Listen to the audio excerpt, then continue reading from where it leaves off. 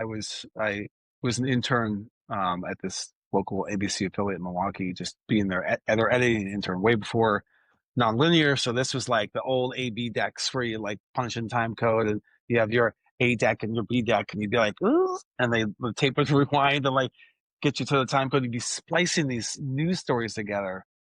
And news director screaming over my shoulder. I was this 19-year-old kid, like, what am I I'm like trying to get these tapes furiously cut before the newscast. Anyway, they liked me and they were like, come get a job. When you graduate, just come get a job. We'll hire you in an instant. So they did, and they knew I wanted to shoot. So I mean, literally crash course, put a camera on my shoulder, said, this is how you focus, this is how you press record, right? This is how you zoom. And that was it. And they kind of like, I shadowed the guy for maybe one day and then was just kind of off to the races. They left me to my own devices. They gave me a company car, and I was like with my little CB radio, so you can talk to the front desk, and they'll be like, "There's a fire at 10th and Madison, go get them." Like, that was it. I go cover all this stuff. I had a little low lighting kit. I had a little audio kit. I had no idea how to mic people up. Like, it was just what they let me do was ridiculous when I think about it. They just kind of set me loose. I was just like, I think I was 21 at the time. So 20 when I interned and 21. And it's just like, I don't know what I'm doing. But it was like the best film school. Because I did like a film school. I went to University of Wisconsin-Madison. And it was a decent film program, theory, right? So not a ton of hands-on stuff.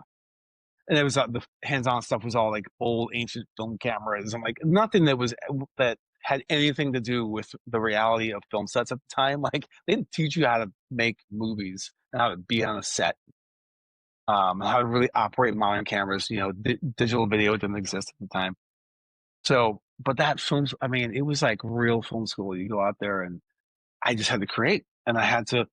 And because I already knew how to edit, I was like editing in my head. I had to make sure I got all my coverage. I mean, I taught the students, and again, we'll get into it, but like the students it's like, you need to understand when you're out there, you shoot for the edit, right? So I understood that very, very quickly, very early on in my career, how to make sure you get your coverage, what cutaways are, right? What wide shots are, how to shoot and frame interviews, right? Even if it's like you're just grabbing someone on the doorstep. And also I learned empathy, right? I mean, I'm working with people who were victims of crimes, or you knock on their front door, their son just committed murder, and when like it's just like all these, like, you catch people in their worst moments, and and it I really didn't want it to feel exploitative, because I think it can be certainly in the news, right? We're just trying to get in someone's face.